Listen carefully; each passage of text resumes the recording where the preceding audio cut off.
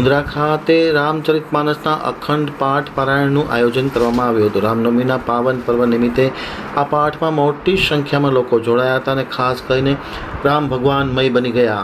હવે જોઈએ મુન્દ્રાથી મારા પ્રતિનિધિનો એક વિસ્તૃત અહેવાલ. સુંદરકાંડ પાઠ સમિતિના સદસ્યગણ દીપકભાઈ તિવારી, મનીષભાઈ મિશ્રા, રાજનભાઈ મિશ્રા, સુશીલભાઈ શુક્લા, દિલીપભાઈ મિશ્રા, સર્વેશસિંહ, પીકે ઠાકુર, ઓમ પ્રકાશ ચોબે, પ્રકાશ પાંડે, કનૈયાલાલ શર્મા, સુરેશ ગુપ્તા, મિથિલેશ ઠાકુર, રત્નેશ મિશ્રા, પ્રશાંતજી, હરિકેશ પાંડે, મુનમુન ચૌધરી, જયદીપભાઈ, દિનેશભાઈ, દીપકભાઈ ઓઝા, પંકજભાઈ મિશ્રા, સુનિલભાઈ શર્મા, આનંદ શુક્લા, વિનીત શ્રીવાસ્તવ, આલોક મિશ્રા, સંતોષ ઝા, સોમદેવ ચૌહાણ, ચંદનસિંહ, વિશાલસિંહ, પ્રાંજલસિંહ, મદનગીરી સહિતના લોકો જે સુંદરકાંડ પાઠ સમિતિના પરિવારના સૌ સદસ્યો છે તેમની ઉપસ્થિતિમાં રામનવમીના દિવસે રામચરિતમાનસના અખંડ પારાયણ સુંદરકાંડ પાઠનું આયોજન કરવામાં આવ્યું હતું, જેમાં મોટી સંખ્યામાં લોકો જોડાયા હતા અને ખાસ કરીને પાઠનું ગાન કરવામાં આવ્યું હતું. લાંબા સમયથી આ સમિતિ દ્વારા અલગ અલગ જગ્યાએ રામચરિતમાનસના અખંડ